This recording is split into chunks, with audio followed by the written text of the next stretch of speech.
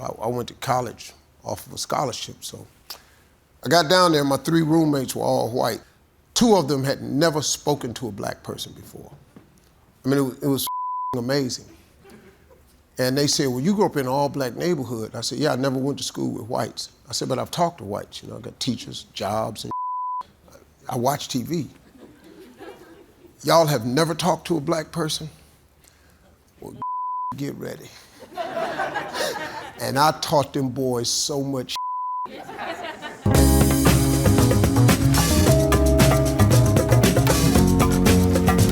See, I went to college in '74, man. That was before busing and all that.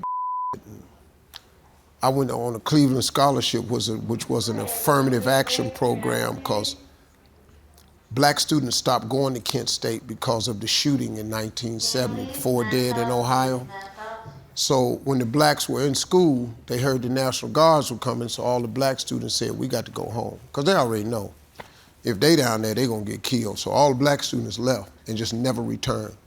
So they did a big movement to get black students back. So I went to college off of a scholarship. So I got down there, my 3 roommates were all white. 2 of them had never spoken to a black person before. I mean, it was amazing. And they said, well, you grew up in an all-black neighborhood. I said, yeah, I never went to school with whites. I said, but I've talked to whites. You know, I got teachers, jobs, and I watch TV. Y'all have never talked to a black person? Well, get ready. And I taught them boys so much. And I thought we were going along cool until 2 weeks. You know, in 2 weeks you can get room changes in college. I was walking in my dorm, and I was walking past room change, and all my roommates was in line, but I didn't know what the line was. So I walked through and I said, hey man, what y'all in line for?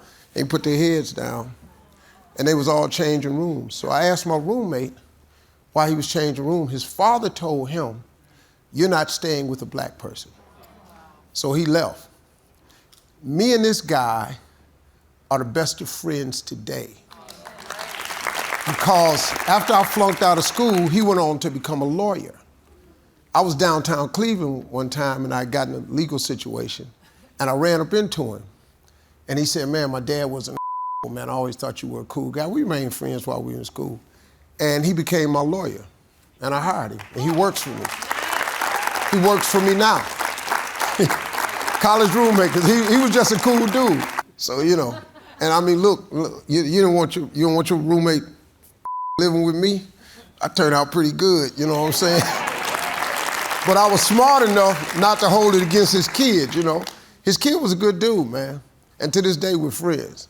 A really, really cool guy. And he's smart as hell. He's a great lawyer, man. We do a lot of deals together and so it worked out pretty cool for us. But them other 2, his father, man. I don't know who he thought he was talking to. He came in the room one day, he said, hey, I don't like you living with my son. And I fought Golden Gloves for 5 years, so your old ass whooping my ass is like not going to happen. But the kids were really cool guys, man. That's why, you know, if we all do this together, we could work through this. We just got to get rid of them that ain't willing to work. We could really get along.